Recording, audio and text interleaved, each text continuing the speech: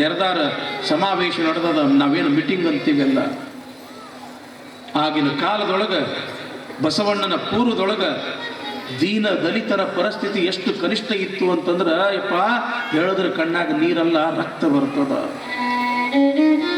ನಾಯಿ ನೊಣ ನೊರ್ಜಕ್ಕಿಂತಲೂ ಕೂಡ ಅಸ್ಪೃಶ್ಯರ ಪರಿಸ್ಥಿತಿ ಇತ್ತು ಆಗಿನ ಕಾಲದೊಳಗ. ಆಗಿನ ಕಾಲದೊಳಗ ಈ ವರ್ಣಾಶ್ರಮ ಪದ್ಧತಿ, ಬ್ರಾಹ್ಮಣ, ಕ್ಷತ್ರಿಯ, ವೈಶ್ಯ, ಶೂದ್ರ, ಆ ಶೂದ್ರರ ಕೆಳಗೆ ಮತ್ತೆ ಈ ಅಸ್ಪೃಶ್ಯರು ಅಂದ್ರೆ ಅತ್ಯಂತ ಕನಿಷ್ಠರು ಅಂತ. ಅತ್ಯಂತ ಕನಿಷ್ಠರು, ದೀನ ದಲಿತರನ್ನ ಅತ್ಯಂತ ಕನಿಷ್ಠವಾಗಿ ನೋಡ್ತಕ್ಕಂತಹ ಕಾಲ ಅದು. ಎಷ್ಟರ ಮಟ್ಟಿಗೆ ಅಂತಂದ್ರ ಆ ದೀನ ದಲಿತರ ಪರಿಸ್ಥಿತಿ ಎಷ್ಟು ಕ್ಲಿಷ್ಟವಾಗಿ ಇತ್ತು ಅಂತಂದ್ರ, ಅವ್ರ ಕೆಲಸ ಏನು ಅಂತಂದ್ರ, ಯಾರು ದೊಡ್ಡ ಜಾತಿಯವರು ಅಂತ ಅನಿಸ್ಕೊಂಡಾರಲ್ಲ ಅವರ ಮನೆಯಲ್ಲಿ ಮಲಮೂತ್ರವನ್ನು ಬರ್ತಕ್ಕಂತಹ ಪದ್ಧತಿ, ಅವರ ಮನೆಯಲ್ಲಿ ಸತ್ತಿರ್ತಕ್ಕಂತಹ ದನಕರುಗಳನ್ನ ಒಯ್ತಕ್ಕಂತಹ ಪದ್ಧತಿ, ಇಂಥ ಅನಿಷ್ಠವಾಗಿರ್ತಕ್ಕಂತಹ ಪದ್ಧತಿ. ಮಲಮೂತ್ರವನ್ನ ಒಯ್ತಕ್ಕಂತಹ ಸಮಯದೊಳಗ ಆ ದುರ್ವಾಸನೆಯಿಂದ ಅಪ್ಪಿತಪ್ಪಿ ಬಾಯಿಯೊಳಗೆ ಉಗುಳು ಬಂತು ಅಂತಂದ್ರ ನೆಲದ ಮೇಲೆ ಉಗುಳುವಂಗಿಲ್ಲ, ನೆಲ ಅಪವಿತ್ರ ಆಗ್ತದ ಅನ್ನೋ ದೃಷ್ಟಿಯಿಂದ ಒಳಗ ಗಡಿಗೆ ಕಟ್ಕೋಬೇಕು,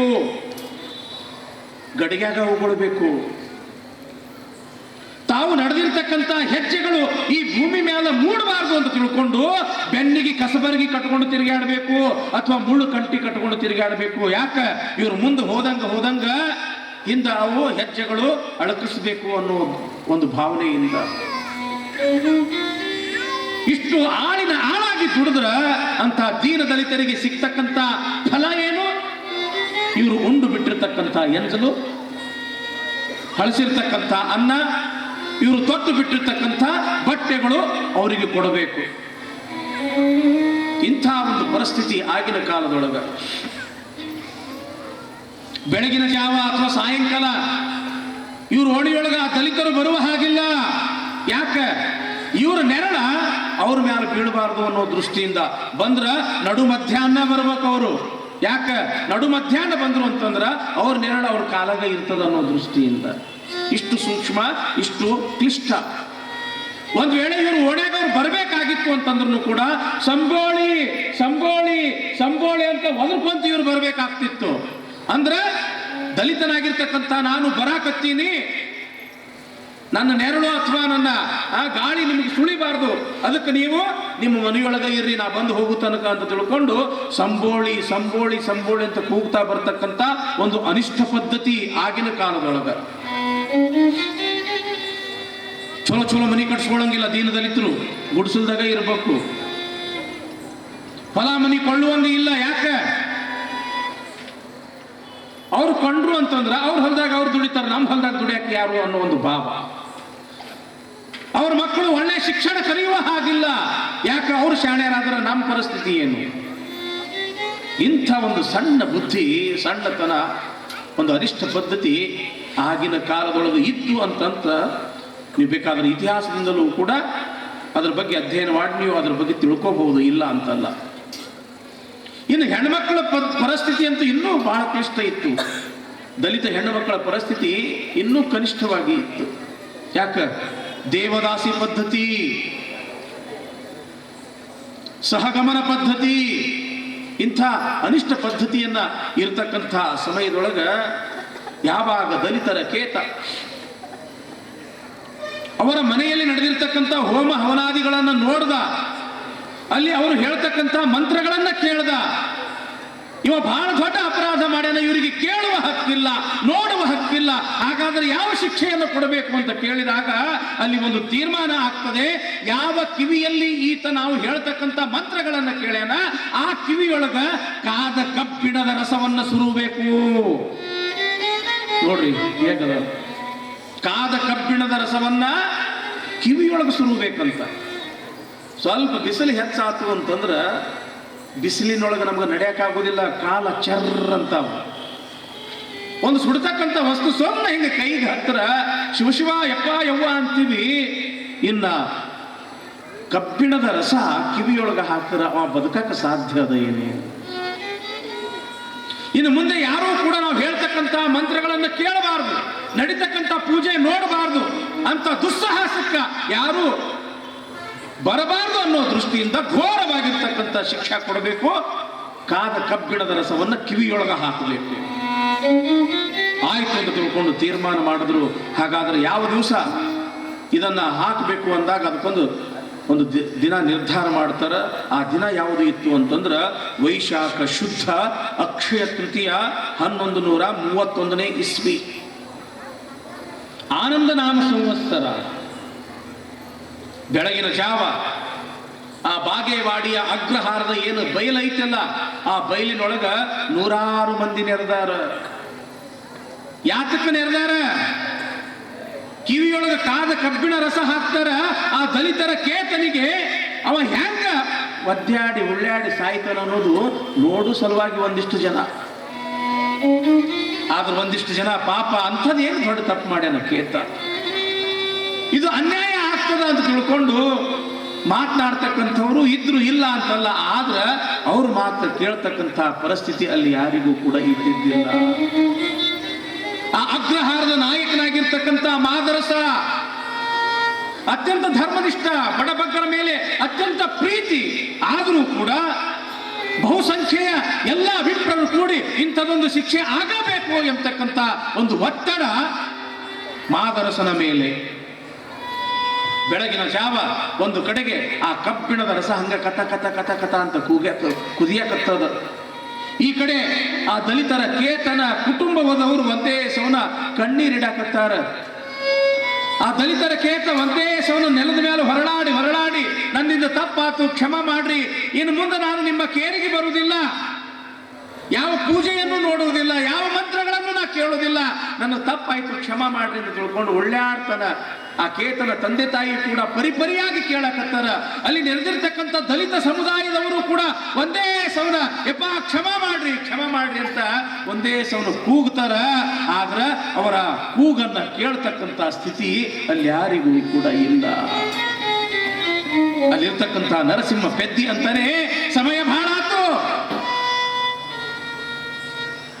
ನಾವು ನಿಯಮಿಸಿರ್ತಕ್ಕಂಥ ಆ ಸಮಯ ಮಿಕ್ಕಿ ಹೋಗ್ತದ, ಅದಕ್ಕೆ ಬೇಗ ಕಿವಿಯೊಳಗ ಕಾದ ಕಬ್ಬಿಣದ ರಸ ಹಾಕ್ರಿ ಅಂತ ಹೇಳೋದೇ ತಡ.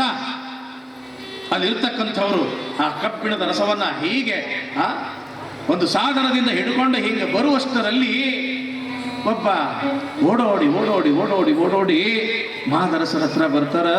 ಬಂದು ಮಾದರಸರೇ ಒಂದು ಸಂತೋಷದ ಸುದ್ದಿ ಅದ ಕೇಳ್ರಿ ಅಂತ ತಿಳ್ಕೊಂಡು, ಯಾವಾಗ ಮಾದರಸರಿಗೆ ಬಂದಿರತಕ್ಕಂಥ ವ್ಯಕ್ತಿ ಒಂದು ಒಳ್ಳೆಯ ಸುದ್ದಿಯನ್ನು ಕೊಟ್ಟ, ಇನ್ನೇನು ಕೇತನ ಕಿವಿಯೊಳಗ ಆ ಕಾದ ಕಬ್ಬಿಣದ ರಸ ಸುರಬೇಕು ಅನ್ನುವಷ್ಟರಲ್ಲಿಯೇ ಶಿಕ್ಷೆ ರದ್ದಾಗಲಿ, ಕೇತನಿಗೆ ವಿಧಿಸಿರ್ತಕ್ಕಂಥ ಶಿಕ್ಷೆ ರದ್ದಾಗಲಿ. ಎಲ್ಲರ ಲಕ್ಷ್ಯ ಮಾದರಸರ ಕಡೆನೆ. ನರಸಿಂಹ ಪದ್ದಿ ಕೇಳ್ತಾನೆ, ಯಾಕೆ ಈ ಶಿಕ್ಷೆ ಯಾಕೆ ರದ್ದಾಗಬೇಕು ಅಂತಂದ್ರೆ, ಈಗ ತಾನೇ ಒಂದು ಸಂತೋಷದ ಸುದ್ದಿಯನ್ನು ಕೇಳಿದ್ದೀನಿ ನಾನು. ಗಂಡು ಮಗು ಇಲ್ಲ ಎಂಬತಕ್ಕಂಥ ಚಿಂತೆಯಲ್ಲಿ ಇರ್ತಕ್ಕಂಥ ನಮಗೆ ಇವತ್ತಿನ ಶುಭ ದಿವಸದಂದು ಒಂದು ಗಂಡು ಮಗು ಹುಟ್ಟ್ಯದ ಅಂತ ತಿಳ್ಕೊಂಡು ಇಂಗಳೇಶ್ವರದಿಂದ ಸುದ್ದಿ ಬಂದದ. ಇಂಥ ಸಂತಸದ ಸುದ್ದಿಯ ಸಮಯದಲ್ಲಿ ಒಬ್ಬನಿಗೆ ಇಲ್ಲಿ ಅನ್ಯಾಯ ಆಗಬಾರದು, ನಾವು ಸಂತೋಷದಿಂದ ಇರ್ತಕ್ಕಂಥ ಸಮಯದೊಳಗ ಇನ್ನೊಬ್ಬರಿಗೆ ದುಃಖ ಆಗಬಾರದು. ಆ ಕಾರಣಕ್ಕಾಗಿ ಈ ಶಿಕ್ಷೆ ರದ್ದಾಗಲಿ. ಎಲ್ಲರೂ ಕೂಡ ಹೌದು ಮಾದರಸ ಅಂತಂದ್ರೆ ಎಲ್ಲರಿಗೂ ಕೂಡ ಬೇಕಾಗಿರ್ತಕ್ಕಂಥ ವ್ಯಕ್ತಿ. ಅವನಿಗೆ ಒಂದು ಗಂಡು ಮಗು ಆಗ್ಯದ ಅಂತಂದ್ರ ನಮ್ಮೆಲ್ಲರಿಗೂ ಕೂಡ ಸಂತೋಷದ ಸುದ್ದಿ. ಇಂಥ ಸಮಯದೊಳಗ ಇನ್ನೊಬ್ಬರಿಗೆ ತೊಂದರೆ ಕೊಡ್ತಕ್ಕಂಥದ್ದು, ಕಷ್ಟ ಕೊಡ್ತಕ್ಕಂಥದ್ದು ಇದು ಒಳ್ಳೇದಲ್ಲ ಅಂತ ತಿಳ್ಕೊಂಡು ಶಿಕ್ಷೆ ರದ್ದು ಮಾಡ್ತಾರ. ನೀವು ಕೇಳ್ರಿ ಬಾ, ಆ ದಿವಸ ಏನು ದಲಿತರ ಕೇತನಿಗೆ ಶಿಕ್ಷೆಯನ್ನು ವಿಧಿಸಿರ್ತಕ್ಕಂಥದ್ದು, ಇನ್ನೇನು ಆತ ಸಾಯ್ತನ ಕಿವಿಯೊಳಗ ಆ ಕಾದ ಕಬ್ಬಿಣದ ರಸ ಹಾಕ್ತಾರ ಅನ್ನುವಷ್ಟರಲ್ಲಿಯೇ ಸಂತದ ಸುದ್ದಿ ಯಾವುದು ಬಂದಿತ್ತು ಅಂತಂದ್ರೆ ಮಾದರಸನಿಗೆ ಗಂಡು ಮಗು ಹುಟ್ಟಿತ್ತು. ಆ ಮಗು ಬೇರೆ ಯಾರೂ ಆಗಿರಲಿಲ್ಲ, ವಿಶ್ವಗುರು ಬಸವಣ್ಣನವರೇ ಆಗಿದ್ರು. ಇದರರ್ಥ ಹುಟ್ಟಿದ ದಿನದಿಂದಲೇ ಬಸವಣ್ಣನವರು ದೀನ ದಲಿತರನ್ನು ಉದ್ಧಾರ ಮಾಡ್ಕೊಂತೇ ಹುಟ್ಟರು. ಇದು ತಿಳ್ಕೊಳ್ರಿ ನೀವು. ಬಸವಣ್ಣನವರು ಅಂತಂದ್ರೆ ಏನದು? ದೀನ ದಲಿತರ ಉದ್ಧಾರಕ್ಕಾಗಿಯೇ ಹುಟ್ಟಿರ್ತಕ್ಕಂಥ ಮಹಾನುಭಾವ, ಕಾರಣಿಕ ಯುಗ ಪುರುಷ ಜಗಜ್ಯೋತಿ ಬಸವಣ್ಣ. ಯಾವಾಗ ಇಲ್ಲಿ ಶಿಕ್ಷೆ ರದ್ದಾಯಿತು, ದಲಿತರ ಕೇರಿಯಲ್ಲಿರ್ತಕ್ಕಂಥ 100 ಜನ ಹಿರಿ ಹಿಗ್ಗಿದ್ರು. ಆವಾಗ ಅವರೆಲ್ಲರೂ ಕೂಡಿ ಒಂದು ಸಂಕಲ್ಪ ಮಾಡ್ತಾರ, ಯಾವ ಮಗು ಇವತ್ತು ನಮ್ಮೆಲ್ಲರ ಪ್ರಾಣ ಮತ್ತು ಮಾನವನ್ನ ಉಳಿಸ್ಯಾನೋ ಆ ಮಗುವೇ ಇನ್ನು ಮುಂದೆ ನಮ್ಮ ಕುಲಕ್ಕೆ ಗುರುವಾಗಬೇಕು. ಆತನೇ ನಮ್ಮ ಗುರು, ಬಸವಣ್ಣನೇ ನಮ್ಮ ಗುರು ಅಂತ ತಿಳ್ಕೊಂಡು ಆ ದಲಿತ ಸಮುದಾಯ ನಂಬತಕ್ಕಂಥದ್ದು ಇಂದಿಗೂ ಕೂಡ. ಯಾವಾಗ ಗಂಡು ಮಗು ಹುಟ್ಟ್ಯದ ಎಂಬತಕ್ಕಂಥ ಸುದ್ದಿ ಗೊತ್ತಾಯ್ತೋ ಆವಾಗ ಬಹಳ ಸಂತೋಷದಿಂದ ಮಾದರಸರು ಎಲ್ಲಿಗೆ ಬರ್ತಾರಂತಂದ್ರೆ ಇಂಗಳೇಶ್ವರಕ್ಕೆ ಬರ್ತಾರ. ಮಗನ ಮುಖ ನೋಡಬೇಕು. ಮತ್ತು ಮಗನ ಮುಖ ನೋಡೋದು ಹಂಬಲ ಯಾರಿಗಿರೋದಿಲ್ರಿ ಬಾ, ಅಪರೂಪಕ್ಕೂ ಹುಟ್ಟಿರ್ತಕ್ಕಂಥ ಗಂಡು ಮಗು. ಬಹಳ ಸಂತೋಷದಿಂದ ಸಂಭ್ರಮದಿಂದ ಇಂಗಳೇಶ್ವರಕ್ಕೆ ಬರ್ತಾರೆ. ಧರ್ಮಪತ್ನಿ ಆ ಮಂಚದ ಮೇಲೆ ಮಲ್ಕೊಂಡಿರ್ತಕ್ಕಂಥ ಸಂದರ್ಭ, ಪಕ್ಕದೊಳಗ ಮಗು. ಆದರೆ ಯಾರ ಮುಖದಲ್ಲಿಯೂ ಕೂಡ ಸಂಭ್ರಮ ಕಾಣ್ತಾ ಇಲ್ಲ, ಸಂತೋಷ ಕಾಣ್ತಾ ಇಲ್ಲ. ಬದಲಾಗಿ ಎಲ್ಲರ ಮುಖ ಚಿಕ್ಕದಾಗಿ ಬಿಟ್ಟವ, ಬಾಡಿ ಬಿಟ್ಟವ. ಯಾಕೆ ಹಿಂಗಾದ ತಿಳ್ಕೊಂಡು ಒಳಗೆ ಬಂದು ನೋಡ್ತಾರ, ಹುಟ್ಟಿರ್ತಕ್ಕಂಥ ಮಗು ನಿಸ್ತೇಜವಾಗಿ ಬಿಟ್ಟದ. ಹುಟ್ಟಿದ ಕೂಡಲೇ ತಾಯಿಯ ಎದೆ ಹಾಲು ಮುಟ್ಟಲಿಲ್ಲ, ಅಳಲಿಲ್ಲ, ನಿಸ್ತೇಜವಾಗಿ ಬಿದ್ದಾದ. ಪ್ರಾಣ ಮಾತ್ರ ಅದ. ಯಾಕೆ ಮಗುವಿಗೆ ಏನಾಗಿದೆ ಅಂತ ತಿಳ್ಕೊಂಡು ಅವ್ರನ್ನ ಕರೆಸೋದು, ಇವ್ರನ್ನ ಕರೆಸೋದು, ವೈದ್ಯರಿಗೆ ತೋರಿಸೋದು, ಜ್ಯೋತಿಷ್ಯ ಕೇಳೋದು, ಆ ದೇವರ ಹರಕೆ ಈ ದೇವರ ಹರಕೆ ಏನು ಮಾಡಿದ್ರು ಕೂಡ ಮಗು ಕಣ್ಣ ತೆರಿಲಿಲ್ಲ. ಈಗ ಚಿಂತೆಯಲ್ಲಿ ಇರ್ತಕ್ಕಂಥ ಸಮಯದೊಳಗ ಒಬ್ಬ ಜಂಗಮ ಮೂರ್ತಿ ನೇರವಾಗಿ ಬಂದೇ ಬಿಟ್ಟ ಆ ಮನೆಗೆ. ನೋಡಬೇಕು, ಎತ್ತರವಾಗಿರ್ತಕ್ಕಂಥ ಅಜಾನುಬಾಹು ಶರೀರ, ನೀಳವಾಗಿರ್ತಕ್ಕಂಥ ಗಡ್ಡ, ಅಪಾರವಾಗಿರ್ತಕ್ಕಂಥ ಜಟಾಧಾರಿ, ಹಣೆ ಮೇಲೆ ತ್ರಿಪುಂಡಧಾರಣ, ವಿಭೂತಿಯದ, ಕೊರಳಾಗ ರುದ್ರಾಕ್ಷದ, ಕೈ ಒಳಗ ಜಪಮಣಿ, ಕಮಂಡಲ, ಯೋಗದಂಡ, ಕಾಲಲ್ಲಿ ಹಾವುಗೆ ಕಾವಿಯ ಲಾಂಛನವನ್ನು ಧರಿಸಿರ್ತಕ್ಕಂಥ ಒಬ್ಬ ಮಹಾನ್ ಶಿವಯೋಗಿ ನೇರವಾಗಿ ನಡೀತಾ ಆ ಮಗುವಿನ ಹತ್ರನೇ ಬಂದ. ಅವರು ಬಂದಿದ್ದೇ ತಡ ಆ ಮಗುವಿನನ್ನೇ ನೋಡ್ತಾ ಕುಲುಕುಲು ನಗ್ತಾ, ಬಂದೇನೋ ಬಸವಣ್ಣ, ಈ ಲೋಕವನ್ನು ಉದ್ಧಾರ ಮಾಡಕ ಬಂದೆ ಆ ಬಸವಣ್ಣ. ಕುಲುಕುಲು ನಗ್ತಾ ತಮ್ಮ ಜೋಳಿಗೆಯಲ್ಲಿರ್ತಕ್ಕಂಥ ವಿಭೂತಿಯನ್ನು ತೆಗೆದು ಕೈಗೆ ಹಿಂಗ ಧರಿಸಿ ಆ ಮಗುವಿನ ಹಣೆಗೆ ಓಂ ನಮಃ ಶಿವಾಯ್, ಓಂ ನಮಃ ಶಿವಾಯ್, ಓಂ ನಮಃ ಶಿವಾಯ್ ಅಂತ ತಿಳ್ಕೊಂಡು 3 ಸಲ ವಿಭೂತಿಯನ್ನ ಹಣೆಗೆ ಧರಿಸ್ತಾರ ಬಂದಿರತಕ್ಕಂಥ ಜಂಗಮ ಮೂರ್ತಿಗಳು. 3 ಬೆರಳು 3 ಸಲ ವಿಭೂತಿಯನ್ನು ಧರಿಸಿ ಭ್ರೂ ಮಧ್ಯದಲ್ಲಿ ಆ ಭಸ್ಮದ ತಿಲಕವನ್ನ ಇರಿಸಿ ತಮ್ಮ ಜೋಳಿಗೆಯಲ್ಲಿರ್ತಕ್ಕಂಥ ಒಂದು ಲಿಂಗವನ್ನು ತೆಗೆದು ಕಾವಿಯ ವಸ್ತ್ರದಿಂದ ಆ ಲಿಂಗವನ್ನ ಕಟ್ಟಿ ಆ ಮಗುವಿನ ಕೊರಳಲ್ಲಿ ಓಂ ನಮಃ ಶಿವಾಯ ಅಂತ ಧರಿಸಿ ತಮ್ಮ ಅಮೃತ ಪ್ರಾಯವಾಗಿರ್ತಕ್ಕಂಥ ಹಸ್ತವನ್ನ ಮಗುವಿನ ಮಸ್ತಕದ ಮೇಲೆ ಇಟ್ಟು ಓಂ ನಮಃ ಶಿವಾಯ ಎಂದಾಗ ಮಗು ಕಣ್ಣು ತೆರಿತದ. ಒಂದು ಕ್ಷಣ ತನಗೆ ಭಸ್ಮವನ್ನು ಧರಿಸಿರ್ತಕ್ಕಂಥ ಆ ಜಂಗಮ ಮೂರ್ತಿಯನ್ನ ನೋಡಿ ಮುಗುಳ್ ನಗ್ತದ. ಮುಗುಳ್ ನಕ್ಕಿದ್ದೆ ತಡ ಅಳ್ಳಾಕ ಶುರು ಮಾಡ್ತು. ಇವರೆಲ್ಲರೂ ನಗಾಕ ಶುರು ಮಾಡಿಬಿಟ್ರು. ಮಗು ಆರೋಗ್ಯದಿಂದ ಐತಿ ಅನ್ನೋದಕ್ಕೆ ಏನು ಲಕ್ಷಣ ಹೇಳ್ರಿವ?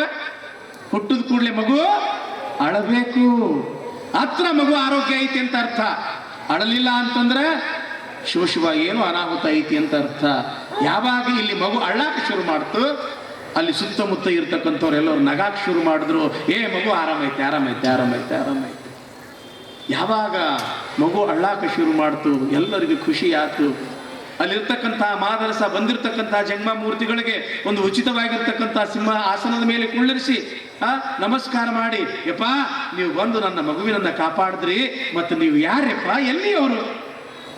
ಅವಾಗ ಬಂದಿರತಕ್ಕಂಥ ಶಿವಯೋಗಿಗಳಂತರ, ಮಾದರಸ ನಾವು ಕೂಡಲ ಸಂಗಮದವ್ರಪ್ಪ, ಮತ್ತು ನಿಮ್ಮ ಹೆಸರು ಏನ್ರಿಪ್ಪ? ಸಂಗಮೇಶ್ವರ ಅಂತ ನಮ್ಮ ಹೆಸರು. ನೀವೆಲ್ಲಿರ್ತೀರಪ್ಪ? ಮತ್ತು ನಾನು ಕೂಡಲ ಸಂಗಮದಾಗ ಇರ್ತೀನಿ. ಮಾದರಸ ಒಂದು ಮಾತು ಲಕ್ಷ್ಯ ಕೊಟ್ಟು ಕೇಳು. ಇವತ್ತು ಹುಟ್ಟಿರ್ತಕ್ಕಂಥ ಈ ಮಗು ಸಾಮಾನ್ಯ ಮಗು ಅಲ್ಲ, ಈತ ಕಾರಣಿಕ, ಈತ ಕಾರಣಿಕ, ಯುಗ ಪುರುಷ ಈತ. ಈ ಲೋಕವನ್ನು ಉದ್ಧಾರ ಮಾಡಕ ಈ ಭೂಮಿ ಮೇಲೆ ಜನಿಸ್ಯಾನ. ಬಹಳ ದೊಡ್ಡ ಪುಣ್ಯ, ನಿನಗೆ ಮಗ ಆಗಿ ಹುಟ್ಟ್ಯಾನ. ನಿನಗೆ ಹೆಂಗೆ ಈತ ಮಗನೋ, ನನಗೂ ಕೂಡ ಒಂದು ರೀತಿಯಲ್ಲಿ ಮಗನೇ. ಒಂದು ಮಾತು ಇನ್ನೊಂದು ಹೇಳ್ತೀನಿ ಕೇಳು, ಏನು ಅಂತಂದ್ರ ಶಿವಾರ್ಪಿತವಲ್ಲದ ಯಾವ ವಸ್ತುವು ಕೂಡ ಇವನಿಗೆ ಸಮರ್ಪಣೆ ಮಾಡಬಾರದು. ಯಾವುದೇ ವಸ್ತು ಇವನಿಗೆ ಕೊಡಬೇಕಾಗಿತ್ತು ಅಂತಂದ್ರೆ ಮೊದಲು ಶಿವಾರ್ಪಣ ಆಗಬೇಕು ಅಂತ ಹೇಳಿ ಆತಪ್ಪ ಇನ್ನು ನಾವು ಬರ್ತೀವಿ, ನಮ್ಮ ಸ್ಥಾನಕ್ಕೆ ಹೋಗ್ತೀವಿ ಅಂತ ತಿಳ್ಕೊಂಡು ಒಂದು 4 ಹೆಜ್ಜೆ ಹಿಂಗೆ ಸಾಗುವಷ್ಟರಲ್ಲಿಯೇ ಮಾಯವಾಗಿ ಬಿಟ್ಟಿದ್ದಾರೆ ಬಂದಿರತಕ್ಕಂಥ ಶಿವಯೋಗಿಗಳು. ಯಾವಾಗ ಬಂದಿರತಕ್ಕಂಥ ಶಿವಯೋಗಿಗಳು ಮಾಯವಾದ್ರು ಆವಾಗ ಎಲ್ಲರೂ ಕೂಡ ಬಹಳ ಸಂತೋಷ ಪಟ್ಟರು. ಆ ಶಿವಯೋಗಿಯ ಅಪ್ಪಣೆಯಂತೆ ಹುಟ್ಟಿರ್ತಕ್ಕಂಥ ಆ ಮಗುವಿಗೆ ತಾಯಿಯಾಗಿರ್ತಕ್ಕಂಥ ಮಾದಲಾಂಬಿಕೆ ಬಿಸಿ ನೀರಿನಿಂದ ಚೆನ್ನಾಗಿ ಸ್ನಾನವನ್ನು ಮಾಡಿಸಿ, ಹಣೆಗೆ ವಿಭೂತಿಯನ್ನು ಧರಿಸಿ, ಆ ಗುರುಗಳು ಕಟ್ಟಿರ್ತಕ್ಕಂಥ ಲಿಂಗವನ್ನ ಪೂಜಿಸಿ, ತನ್ನ ಪರಮ ಪವಿತ್ರವಾಗಿರ್ತಕ್ಕಂಥ ಎದೆಯ ಹಾಲನ್ನು ಕೊಟ್ಟಾಗ ಆವಾಗ ಬಸವಣ್ಣ ಎದೆಯ ಹಾಲವನ್ನು ಕುಡಿದ ಎಂತಕ್ಕಂಥದ್ದು ಬಸವಣ್ಣನ ಇತಿಹಾಸ ಇದೆ. ಅಂತಿಂತವನಲ್ಲ ಬಸವಣ್ಣ, ಜಂಗಮ ಪ್ರಾಣಿ, ಲಿಂಗದ ನೇಮಿ ಬಸವಣ್ಣ. ಹುಟ್ಟಿ ದಿವಸ ಅಲ್ಲ, 2 ದಿವಸ ಅಲ್ಲ, 12 ದಿವಸ. 12ನೇ ದಿವಸಕ್ಕೆ ಬಹಳ ಅದ್ಧೂರಿಯಾಗಿ ಏನು ಮಾಡ್ತಾ ಇದ್ದಾರೆ ಇಲ್ಲಿ ಸುಮಂಗಲಿಯರೆಲ್ಲರೂ ಕೂಡಿ ಅಂತಂದ್ರೆ ಆ ಮಗುವಿಗೆ ನಾಮಕರಣ ಮಾಡುವುದರ ಸಲುವಾಗಿ ತೊಟ್ಟಿಲ ಕಾರ್ಯಕ್ರಮವನ್ನು ಮಾಡ್ತಾ ಇದ್ದಾರೆ. ಯಾವ ರೀತಿಯಾಗಿ ನಮ್ಮ ಈ ಅಮೀನಗಡದ ಪಟ್ಟಣದೊಳಗೆ ಪ್ರಭುಶಂಕರೇಶ್ವರ ಈ ಪವಿತ್ರ ಕ್ಷೇತ್ರದೊಳಗೆ ಎಲ್ಲ ಪೂಜ್ಯರ ಸಾನ್ನಿಧ್ಯದೊಳಗೆ ಇವತ್ತ ನಮ್ಮ 3 ಹಳ್ಳಿಗಳಿಂದ ಬಂದಿದ್ದಾರೆ ನಮ್ಮ ಸದ್ಭಕ್ತರು. ಇದ್ದಲಿಗೆ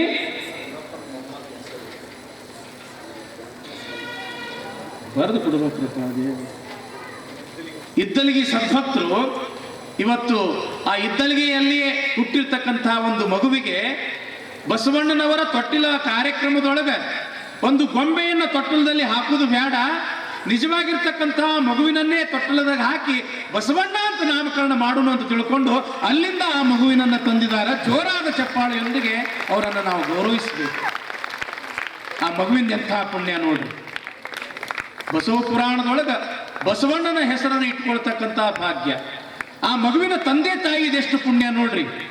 ಇಂಥ ಎಲ್ಲ ಪರಮ ಪೂಜ್ಯರ ಒಂದು ಸಾನ್ನಿಧ್ಯದೊಳಗ ತನ್ನ ಮಗುವಿಗೆ ಬಸವಣ್ಣ ಅಂತ ನಾಮಕರಣ, ಅದನ್ನು ಕೂಡ ಪರಮ ಪೂಜ್ಯರು ನಾಮಕರಣ ಮಾಡತಕ್ಕಂಥದ್ದು ನಿಜವಾಗ್ಲೂ ಕೂಡ ಅವೋ ಭಾಗ್ಯ ಎಂಬತಕ್ಕಂಥ ಮಾತನ್ನ ಈ ಸಂದರ್ಭದಲ್ಲಿ ಹೇಳ್ತಾ, ಈಗ ಎಲ್ಲ ನಮ್ಮ ತಾಯಂದಿರು ಸುಮಂಗಲೆಯರು ಬಂದು ಆ ಇದ್ದಲಿಗಿಂದ ಬಂದಿರತಕ್ಕಂಥ ಆ ಮಗುವಿಗೆ ಬಸವ ಅಂತ ನಾಮಕರಣ ಮಾಡಬೇಕು. ತೊಟ್ಟಲದಲ್ಲಿ ಹಾಕಿ ಆ ಮಗುವಿನ ತಾಯಿ ಮತ್ತು ಅವರ ಬಳಗದವರು ಈ ವೇದಿಕೆಯ ಮೇಲೆ ಬರಬೇಕು. ನಮ್ಮ ಅಕ್ಕನ ಬಳಗದ ಎಲ್ಲ ತಾಯಂದ್ರು ಒಂದು 15-20 ಜನ ಬಂದರು ಸಾಕ್ರಿ ಬಾ, ಹೌದ್ರಿ ಬಾ, ಒಂದು 15-20 ಜನ ತಾಯಂದ್ರು ಬಂದು ನೀವೆಲ್ಲರೂ ಕೂಡಿ ಆ ತೊಟ್ಟಲ ಕಾರ್ಯಕ್ರಮವನ್ನು ನೆರವೇರಿಸಬೇಕು.